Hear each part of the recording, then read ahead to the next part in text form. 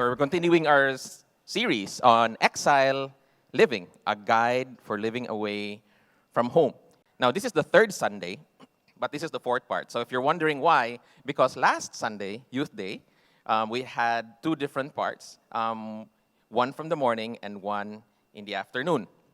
But don't you worry, even if it's your first time to join us for this series, I'll have a quick recap of what has been shared with us for the past three parts or three sessions. So 2 Sundays ago, we had Brother Elmer sharing about the first exile. Yeah, that despite everything that was good in the garden, they still fell to sin. That was the fall of man. And then, of course, as a consequence, they were driven out of the garden. But it's also when we realized that the driving out of the garden was not just a punishment. It was also God's mercy. God's mercy exists even in exile. And last Sunday, in the morning, Haniel was talking about the life of Joseph. And you know, Joseph's life is very inspiring. He was in the promised land when God gave the promised land to Abraham, and he was exiled to Egypt. And I think that was a very difficult time for Joseph's life. And yet, he continued to recognize and trust in God. And you know how the story ends for Joseph, right? He remained true to God. So when we are true to God, he will lead us through just as the same way as he did Joseph.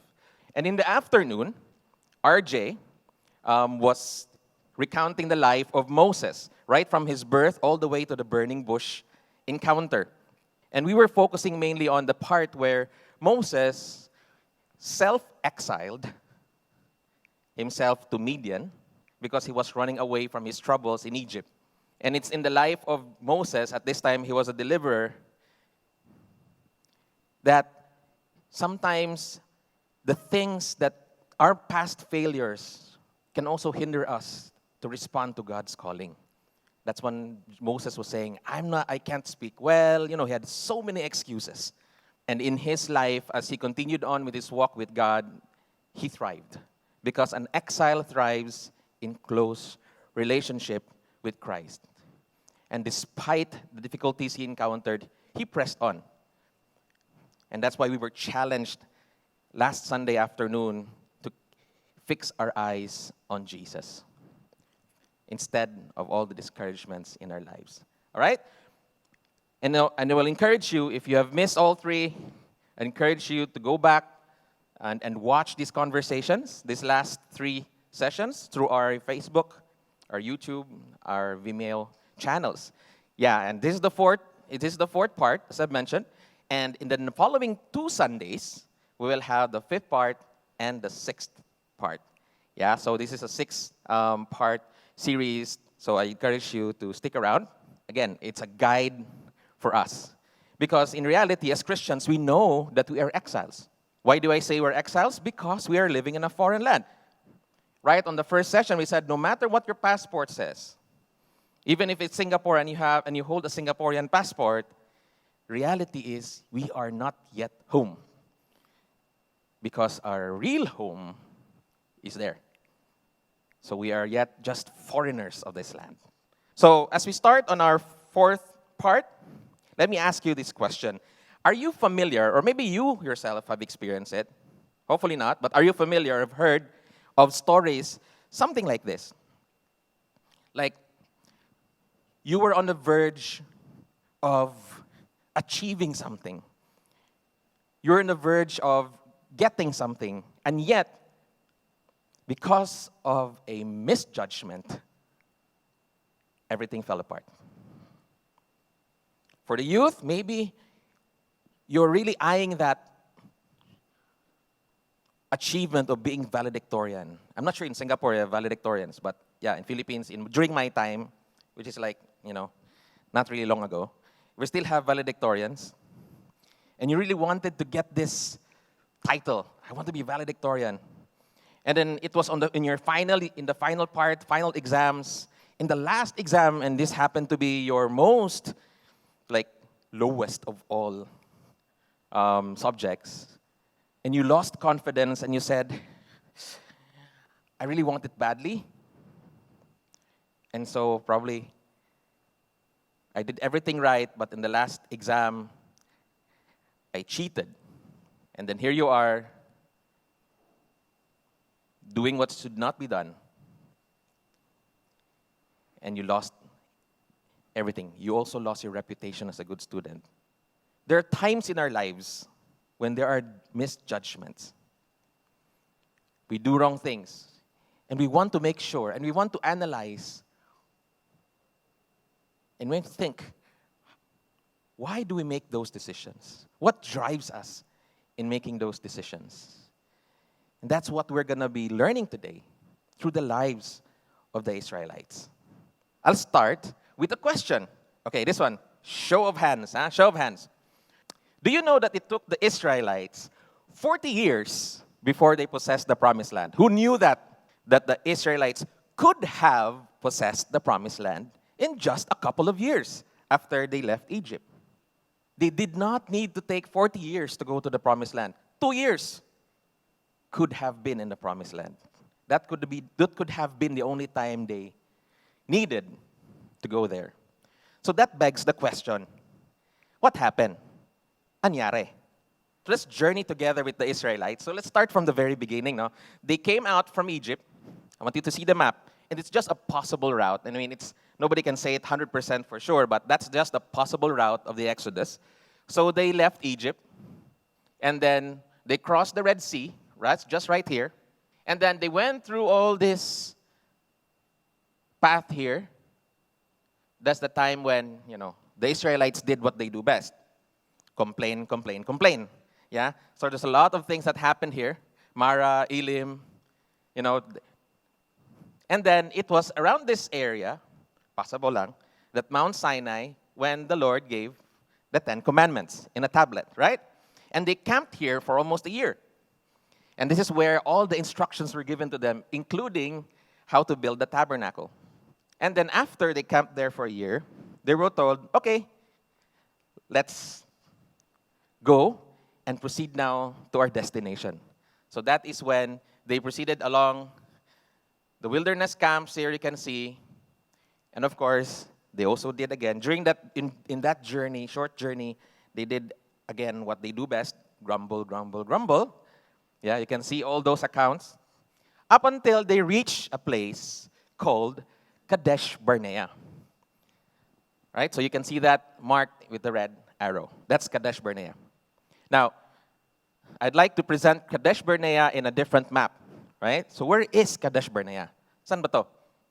Okay, so if you will see, Kadesh-Barnea is here, encircled in red. And you can see the line here that is marked with the 3 arrows. That line is the international or territorial borders of Egypt and modern-day Israel. So you can see Kadesh-Barnea is just right here. Egypt, promised land. Egypt, promised land. Kadesh-Barnea. Now, there has been a lot of debates among scholars. Where is Kadesh-Barnea? It could be here, it could be up a little bit up here, it could be far down south. But one thing is for sure, that Kadesh-Barnea was situated at the southern border of Canaan. And those accounts are in those texts right there. So they were already at the doorstep of the promised land. Yan ang setting natin. That's where we are right now. And if you're familiar, this is the time in your Sunday school, if you can remember, this is a time when Moses sent the 12 spies. And this is in Numbers chapter 13 and 14. Right? But before we dive into the text, dive with our conversation, please allow me to give a title to our conversation today. Costly disposition. Disposition meaning a frame of mind or a decision. I wonder why it's costly. And we will see that in the lives of the Israelites as we go along. And as we go through our conversation today, this is one thing that I'd like you to keep in mind. Yeah? So follow with me the journey of the Israelites and keep this in mind, that the simplest path to God's promises is through His way. Now, let me qualify that. When I say simplest, it doesn't mean it's simple. All right? Hindi siya simple. It's not simple. Simplest is a comparative term. Meaning that if you follow God's way, that's going to be the simplest path. If you do it other way, which is probably our way, things can rather get complicated. Right? So that's simplest path to God's promises is through His way. So let's keep that in mind as we go through our conversation today. So let's dive into the text. So here we go. So the Lord said to Moses, "Send some men to explore the land of Canaan, which I am giving to the Israelites, and from each ancestral tribe send one of its leaders." And this was the command of God. And at this very instant, God already declared that I am going to give Canaan, which I am giving to the Israelites. Bibigay niya. And so at the Lord's command, Moses being the obedient guy that he is, obedient man that he is, so at the Lord's command, Moses sent them out from the desert of Paran.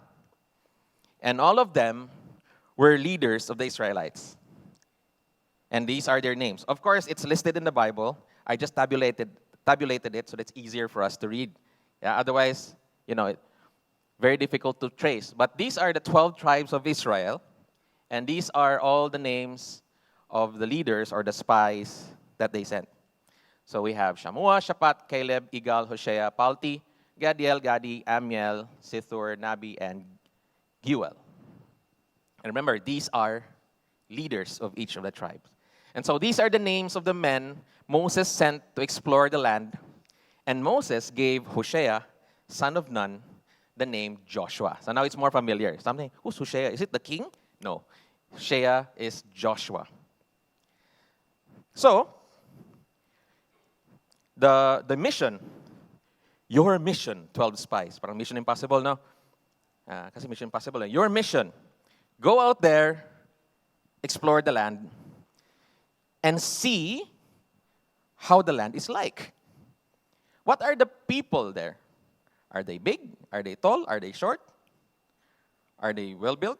How about their cities? Is it big cities, small cities? Are the cities fortified? Do they have walls? Don't they have walls? Or maybe, are you able to assess their military strength? Do they have a military? They have soldiers or what? And then he was also saying, also look at the land. Is the land fertile? Is the soil fertile or not? And by the way, sabi niya, if pwede, dala kayo sample. Bring samples of the land. So these 12 spies went out, and for 40 days they went and explored the land. They came back after 40 days. So maybe 20 days there, 20 days back. So when they came back, they had this 40-day exploration report. Sir, we got your report. When they came back, what was their first feedback? The land is flowing with milk and honey. And in fact, they brought a big cluster of grapes as sample, how fertile the soil was. So they got it from the valley of Eshcol. And Eshcol means the cluster of grapes. And it looked like this. Could have looked like this. So because it's so big, and it's also described there in the Bible, that it required 2 people putting those cluster of grapes on a pole, and 2 people had to carry it back. So that's how the cluster of grapes was. So it was really fertile soil. So that's number 1. Got number 2, 3, and 4. But here's the rest of the report. People are powerful. The cities are fortified and huge. And the descendants of Anak, not Anak, Anak were there. And we saw also the Amalekites, the Hittites, the Jebusites, the Amorites, and the Canaanites. Of course, Canaanites should be there because that's their land, right? So that was the objective report that they provided, which are all facts, because that's exactly what they saw. But then maybe the story was said in a very dramatic way or in a very panicky way that people started to, there's a lot of talk na in the crowd, and Caleb had to silence the people. Caleb silenced the people before Moses and said, you know what? We should go up and take possession of the land, for we can certainly do it. Kaya natin to. We can do it. Certainly, meaning confident. We can certainly do it. But it would seem like the people, the other spies who were with them, had a different assessment. They said, but the men who had gone up with him said, we can't attack those people. They are stronger than we are. And they spread among the Israelites a bad report about the land they had explored. Probably this is the time that they used the ultra-fast data exchange network called the Marites Network. Yeah? And then it spreads like wildfire. They spread a bad report, and they said, the land we explored devours those living in it. You see how they painted it? And then and furthermore, they said, all the people we saw there are of great size. We saw the Nephilim there. And the descendants of Anak actually come from the Nephilim. And we seemed like grasshoppers in our own eyes. And we looked the same to them. So you see, at this point, these two verses that we've just gone through, these two slides, has exposed the hearts of the 10 spies. What was in their heart? How did they see the situation? Putting themselves in that situation, and how are we going to conquer this land? That's their assessment. And you can notice now. We are readers, right? They saw the descendants of Anak there. In fact, the accounts is there were 3 of them, like giants. We talk about the Nephilim. If you can read that, these are the mysterious beings that is a hybrid of the fallen angels and human women. You can read that account in the book of Genesis. So we won't go there, but that is how they are described. Of giants, they are big size and very strong. Supernaturally strong. But they only saw 3 there. But then, their assessment, the way that they saw it is, all the people we saw. Sure not. All talaga? And I think that's the tendency of us, no? Sometimes when we're panicking, no? Sometimes if we're presented with a challenge, we tend to exaggerate the challenges that's right in front of us. Instead of what they really are. All of them. And they say, again, the land we explored devours those living in it. Really? But anyway, let's respect their assessment. That's how they assessed it. That's how they saw it. And that's from the 10 spies. But then there were 2 spies, Caleb and Joshua, also shared their assessment. How did they see it? How did they assess? So he said, you know what? The land we passed through and explored is exceedingly good. In the Hebrew Bible, it's good, good. This land is good, good, or good, very, very. Because in the Hebrew Bible, you have to repeat it in order to make it to exaggerate it, right? Exceedingly good. And if the Lord is pleased with us, He will lead us into that land, a land flowing with milk and honey, and will give it to us. Just the same as God had already said right from the start of this chapter. Only, please, please, please, do not rebel against the Lord and do not be afraid of the people of the land, because we will devour them. So the 10 spies said, they devour all those that are living in it. For Joshua and Caleb, they said, we will devour them. And their protection is gone, but the Lord is with us. So do not be afraid of them. So, I want you to think of it this way. We have 12 people who went in, right? They saw the same things. Joshua and Caleb never said, oh, what they said is not true. They did acknowledge that the descendants of Anak were there, the cities were fortified, that it's not really a so-so city. I don't think that they said that it's wrong. But then, their assessment of the likelihood that they could capture the land was different. 10 spies said, it's impossible. The 2 spies, Caleb and Joshua, said, it is very possible. So what's the difference? So we will answer that with this. F.B. Meyer, a Baptist pastor and evangelist, who was also a friend of D.L. Moody, had to say. They saw the same spectacles in their survey of the land, but the result in the one case is panic, and in the other was confidence and peace. What made a difference? It lays in this, that the 10 spies compared themselves with the giants, whilst the 2 compared the giants with God. That was the difference. And if you'll notice, it's kind of familiar, right? Facing giants. We're small and I face a giant. You can remember the story of David, right? 1 Samuel chapter 17. You can read it there. The accounts of David. He said, you come to me with sword or spear or javelin, but I come to you in the name of the Lord. And I will do this so that all that are seeing this will know that it is not through sword and spear that the Lord saves, because the battle is the Lord's. Familiar, right? How about us? How do we see our giants? How do we measure our giants? I'm sure we have our own giants, each and every one of us. How do we measure that? Do we compare that with our own abilities? Do we compare that with our own limitations? Do we compare that to our own circumstances?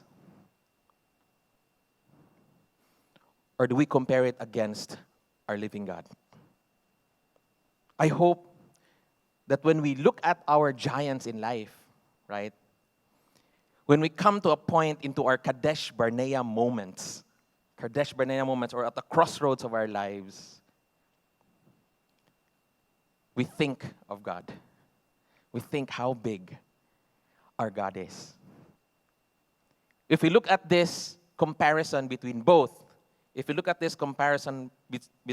10 spies and the 2 spies, we can say that ultimately, faith or unbelief is not rooted in the circumstances or the environment. So we can say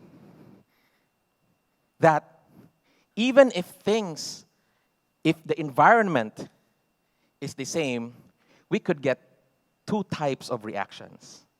So I have here the egg and the potato. Egg and potato. And I'm going to slice it. Yeah? So if we look at the egg,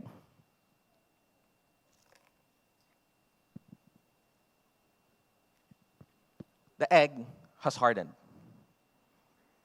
What about the potato? By the way, I couldn't find the potato, so I got the first-degree cousin, which is the sweet potato. Okay? The first-degree cousin is the sweet potato. If I slice it,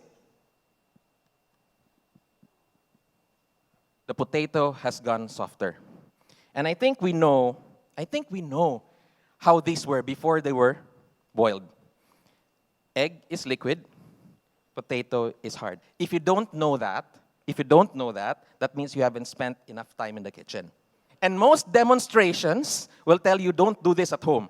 I will encourage you, do this at home. Prove that it's true, I'm not bluffing you. So the point here is, in the case of the potato and the egg, these 2 objects were in the same environment. It was the boiling water. Pareho sila. They were in the same pot.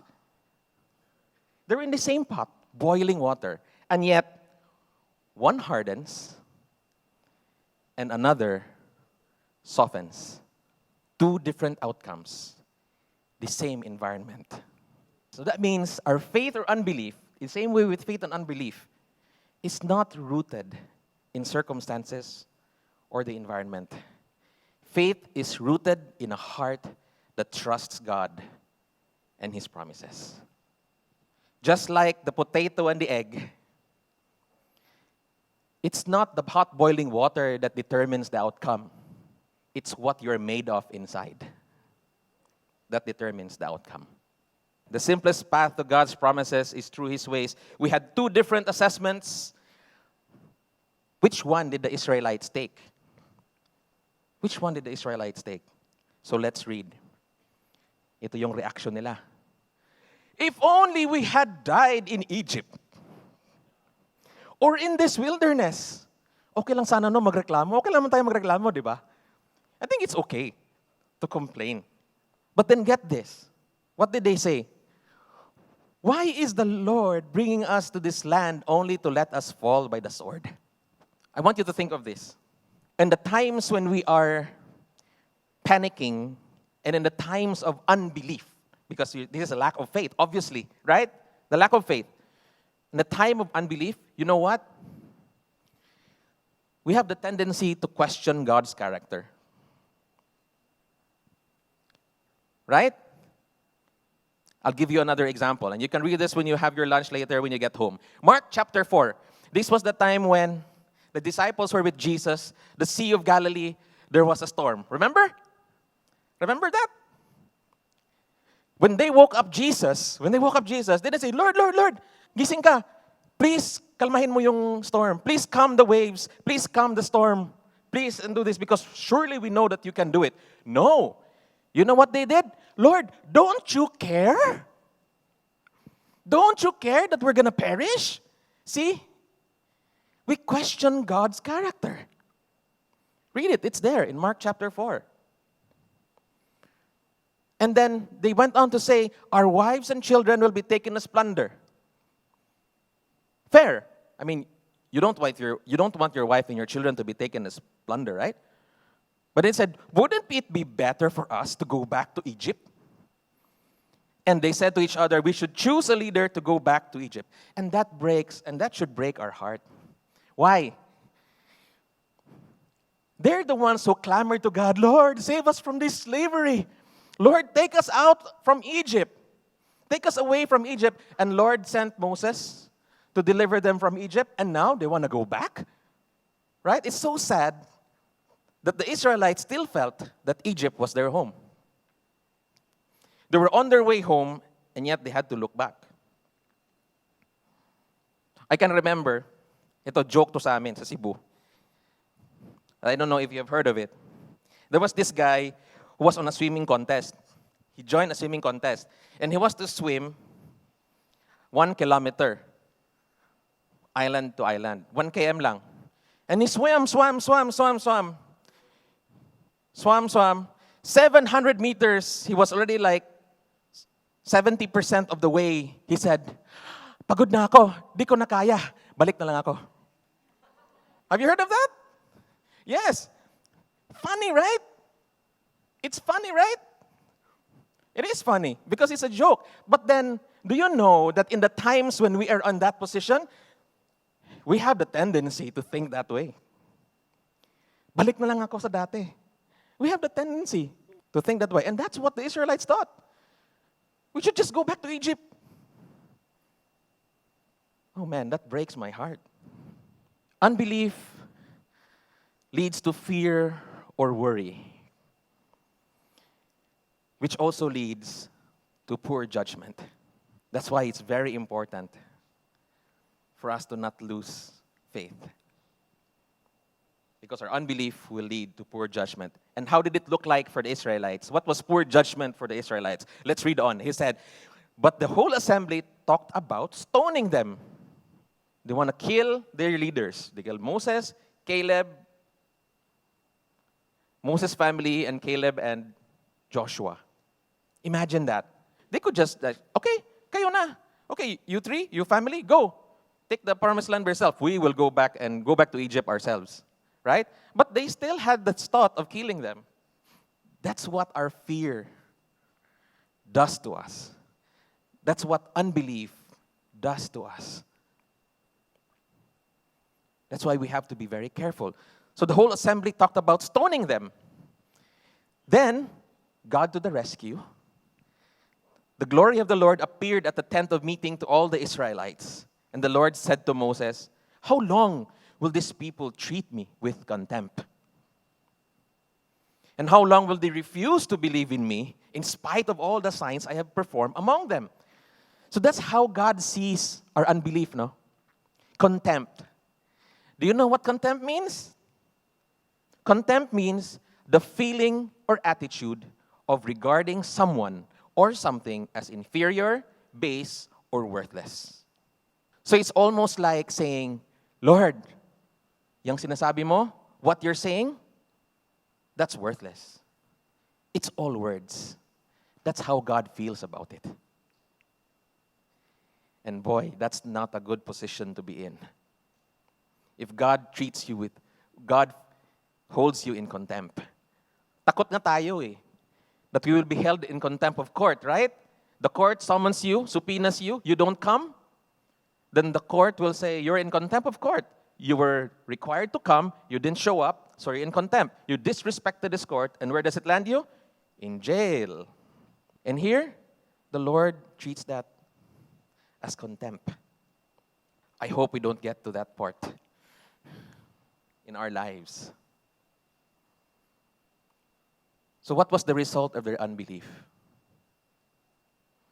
What was the result? Ito masakit.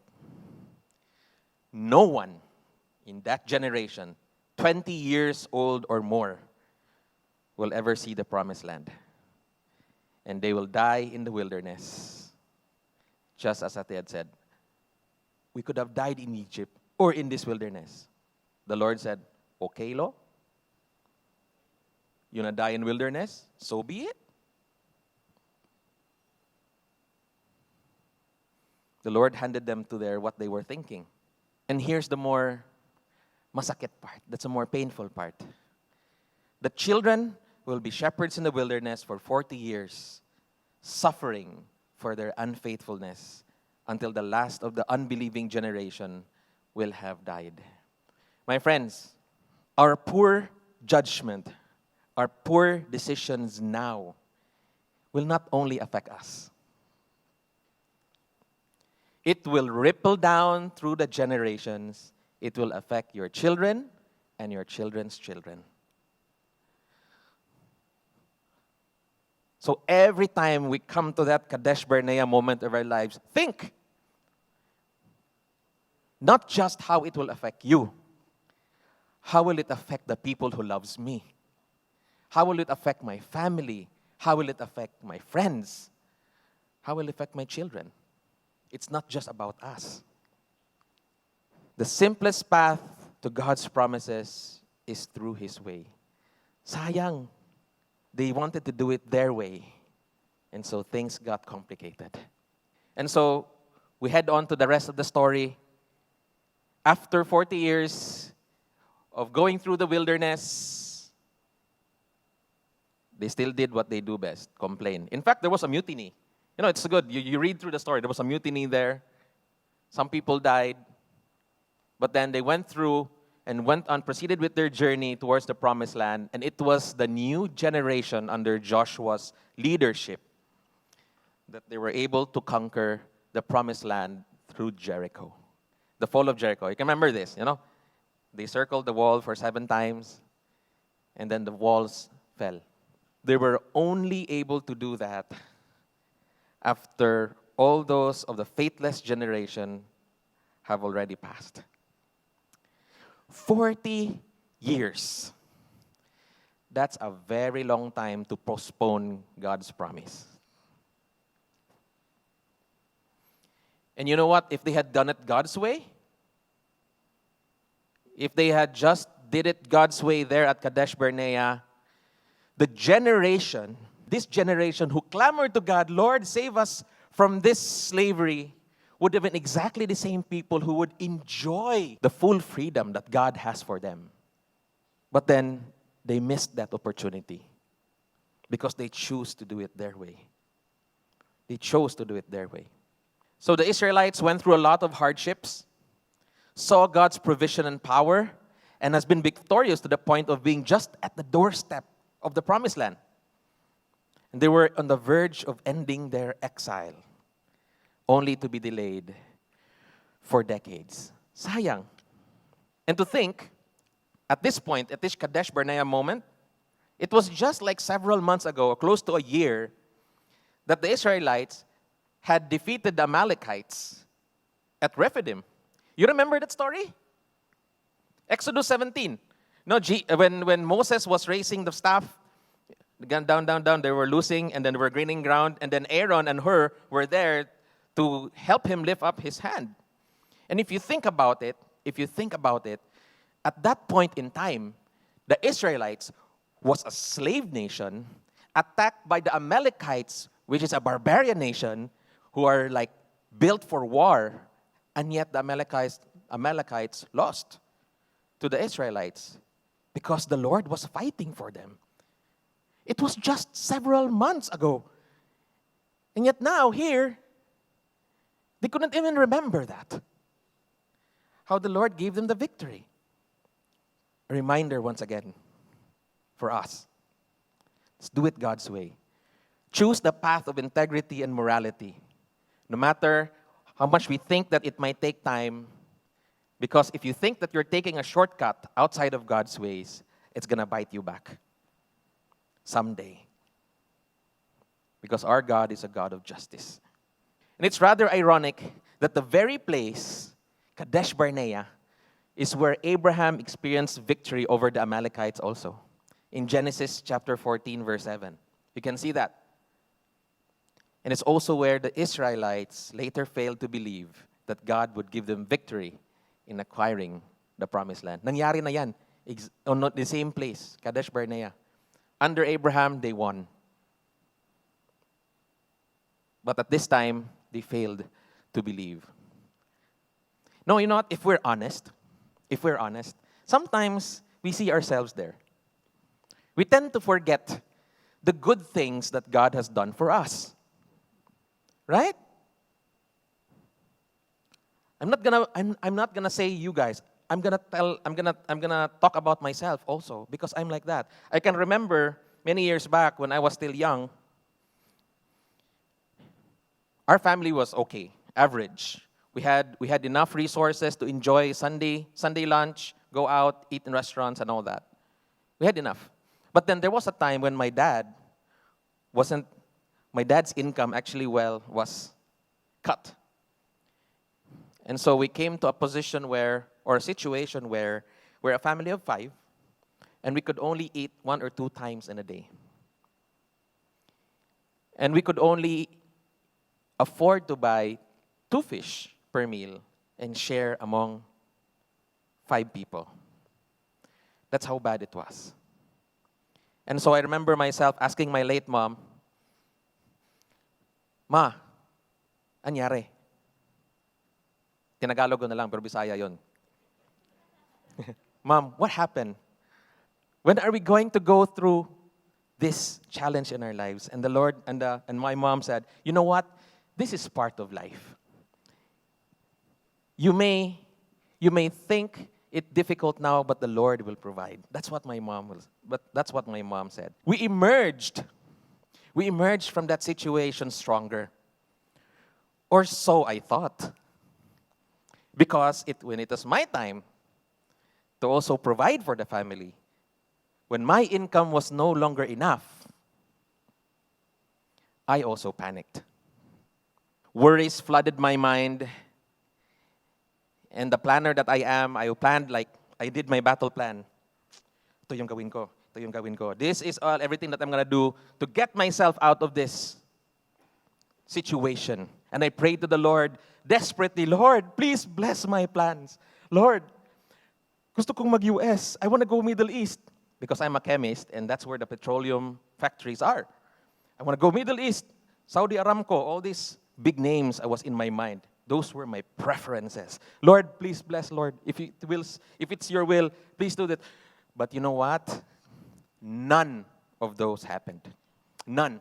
0. I applied for US, my visa got denied. None of those plans happened. And you know what? God took me to the last place that I wanted to be. Singapore. It was the last place. It didn't even cross my mind. But you know what? For some reason, when Singapore was offered to me, I had that peace of heart. But even if it was not in my plan, I knew it was God's plan. And so I followed. And never a day from that day until now that I regretted that decision of following God. Amazing God. And it's going to be the same for you. God is good. And He is faithful. So, brother, does being in God's will exempt us from the hardships of life? Like I said, it may not be simple, but it's simpler compared to the alternatives. Let's take it from the Apostle Paul, who walked as a faithful follower of Jesus. He said, "For it has been granted to you on behalf of Christ, not only to believe in Him, but also to suffer for Him." Say that, suffer for Him. And also in the book of Timothy, in his letter to Timothy, he said, "In fact, everyone who wants to live a godly life in Christ Jesus will be persecuted." Because I don't want to paint that picture, mga kapatid, that, oh, if you follow God, your life is going to be smooth sailing. No, it's not. And the most credible source of this information is Jesus Himself. I put it in red letters because I'm so fond with the red letter Bible. "I have told you these things so that in me you may have peace. In this world you will have trouble, but take heart, I have overcome the world." And this is taken from the NIV. But I love how the Message, the Message?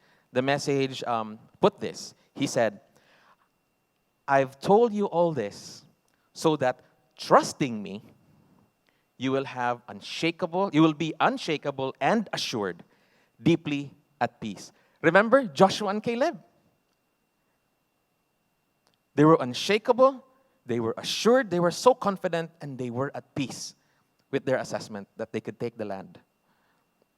And in this godless world, you will continue to experience difficulties, and let's expect that.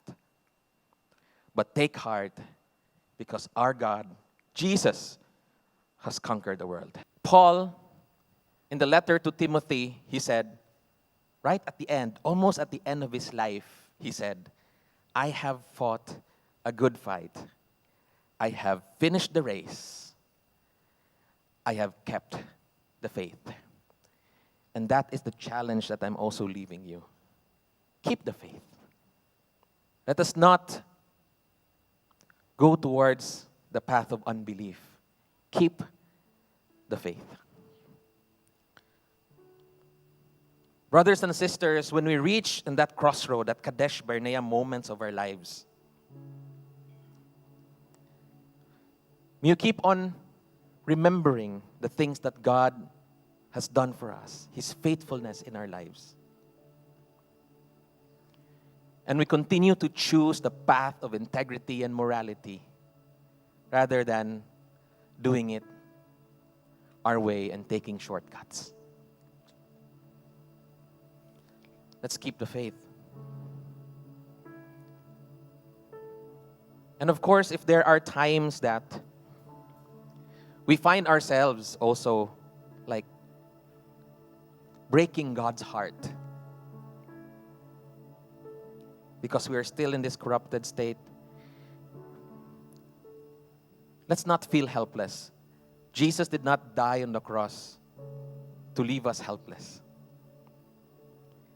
Keep this in mind, that God is in the business of restoration and renewal.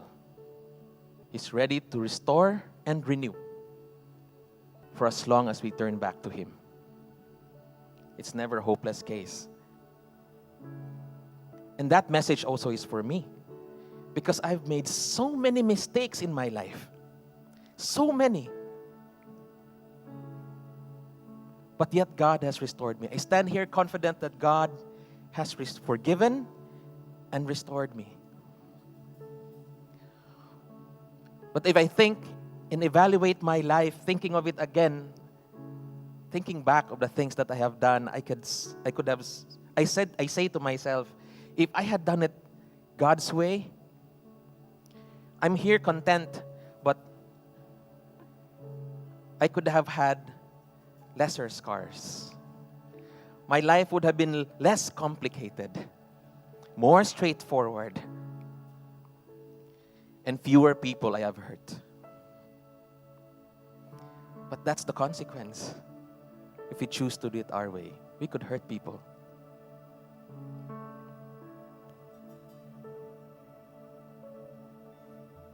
You may be at the winter of your life right now. Cold, dark, almost nothing. You can't see any life. You may be in that winter time. My friends, don't look back and wish it was summer. Go through winter with God. Because after winter comes what? What comes after winter? Spring, where life is renewed. And that's what God does. Wait for spring. Be faithful and wait for spring. And talking about renewal, we are always at a Kadesh-Barnea moment of our lives. You know why? Because Christ can come at any time. We are exiles here in this world, waiting for that blessed hope to come when Christ finally comes and we shall see Him face to face. Isn't that wonderful? But when He comes, it's not if He comes, when He comes, because we know it's gonna come. When He comes, what will He find us doing? What will He find us thinking?